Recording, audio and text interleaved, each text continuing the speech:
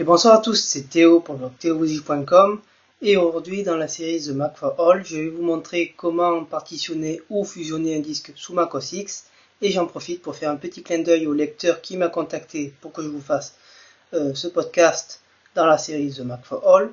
Il se nomme Sensei Gaming, donc désolé si j'ai mal prononcé ton nom ou prénom, tu me feras rectifier dans les commentaires. Donc après le générique habituel, on commence.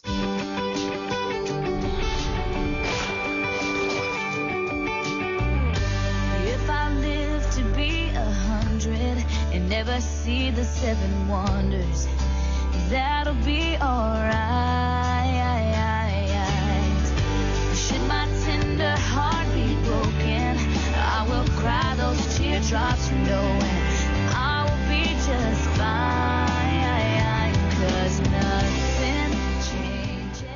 Donc pour fusionner ou partager un disque dur sous Mac OS X, rien de plus simple puisque le Mac intègre par défaut un programme qui vous permet de faire cela. Il se nomme donc utilitaire de disque. Alors je vais brancher pour l'exemple mon petit disque dur du MacBook Pro qui est de base sur le MacBook Pro, puisque je l'ai changé, ça c'est son ancien disque dur en 5400 tours, c'est pour ça que ça va être un peu lent comparé à un 7200 qui est présent sur ce dernier. Donc je l'ai branché au Drive Dock Quattro, il apparaît ici, mais vous pouvez le faire quand c'est sur un Mac, le faire directement via l'utilitaire de disque. Donc je clique ici, je vais dans Applications, voilà, je viens dans Utilitaire, ensuite Utilitaire de disque. Hop. Donc là, vous voyez que mon petit disque dur 320 Go 0,7 Go OEM apparaît. Donc pour le partitionner, rien de plus simple, je clique dessus, pas sur ça, sur le disque dur en général, je clique sur partitionner. Alors ensuite, je viens cliquer sur plus, voilà. Vous voyez qu'une petite partition, enfin, ça a coupé le disque dur en deux. Vous pouvez en faire tant que vous voulez, hein. Voilà, hop. Il le coupe en part égale, pardon, chaque fois. Mais je pense que vous pouvez modifier la taille, si je dis pas de conneries. Non, attendez, hop. Oui, c'est bien ça.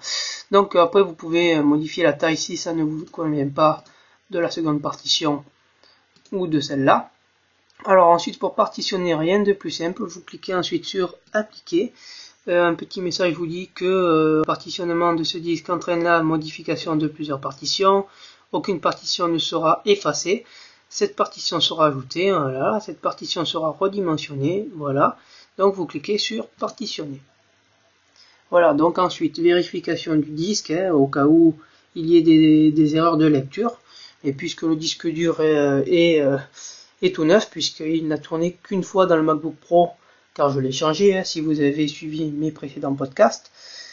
Donc voilà, il vérifie, je vais couper là et je vous reprends une fois qu'il aura fait sa vérification et son partitionnage. Donc voilà, une fois l'opération terminée, vous remarquerez que le formatage est très rapide, le plus long est la vérification du disque dur, mais bon, ça c'est normal. Ensuite, pour vérifier que vos deux partitions apparaissent, bon là c'est un disque dur externe, c'est pour ça qu'il y a le logo du FireWire 800. Donc vous voyez bien que j'ai une première partition ici, et que je n'ai pas perdu mes données qui étaient présentes sur le disque dur. Voilà, et ma seconde partition qui normalement est vide, c'est bien ça. Ensuite, dans le cas contraire où vous voudrez fusionner un disque, donc là pour l'exemple on va fusionner ces deux disques en un comme au début quoi. Donc pour faire cela, je viens dans Macintosh, enfin dans le disque dur, dans Applications, ensuite dans Utilitaire, ensuite utilitaire de disque, voilà. Donc ensuite, pour effacer cette partition, enfin pour redonner la taille normale si vous avez coupé votre disque en deux et que vous voulez le fusionner en un. Donc rien de plus simple, vous venez supprimer la partition qui ne contient pas de données, pardon. Vous cliquez sur moins, voilà. Alors, voulez-vous vraiment supprimer la partition sauvegarde Time Machine 2? Cette partition sera effacée, voilà. Donc je clique sur supprimer, voilà. Hop. Alors, partitionnage complet, Voilà, donc je clique ici. Donc une fois que cette première opération pour fusionner le disque a été réalisée, vous remarquerez que l'espace de la première partition ne contient pas l'espace de cette partition là, puisque elle fait la taille que de 133 Go, alors que le disque dur fait, si je dis pas de conneries, 320 Go.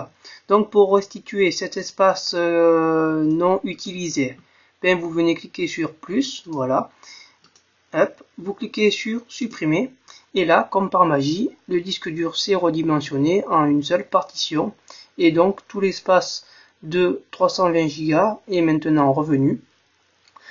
Ensuite, vous cliquez sur appliquer, voilà, vous allez cliquer sur partitionner, donc ensuite un message, voulez-vous vraiment partitionner le disque OEM, le partitionnement de ce disque entraînera la modification d'une des partitions, aucune partition ne sera effacée, cette partition sera redimensionnée, donc partitionnée. Voilà, donc encore une nouvelle vérification du disque. Donc voilà, vous voyez que la taille a été restituée dans son intégralité. Alors vous allez me dire pourquoi ne pas avoir choisi une seule partition lorsqu'il y en avait deux. Tout simplement parce que je ne voulais pas perdre les données qui étaient présentes sur la seconde partition qui était Time Machine. Donc en fait, lorsque vous passez par une ou deux partitions, sans passer par le plus et le moins, ben vous perdez l'intégralité de vos données. En gros, ça reformate au format intégral ou partitionné en 2, en 3, jusqu'à 16 partitions. Donc voilà, cette manipulation vous permettait de séparer ou fusionner un disque dur de 320 Go pour l'exemple. Je vous conseille, avant de faire cette manipulation sur votre Mac, de faire un backup externe au préalable, pour sauvegarder au cas où il y ait quand même un souci, si vous avez fait une fausse manip. Je pense vous avoir tout dit. Si vous avez des questions, vous avez le formulaire de contact ou les commentaires. Sur ce, je vous laisse et je vous souhaite une bonne fin de soirée.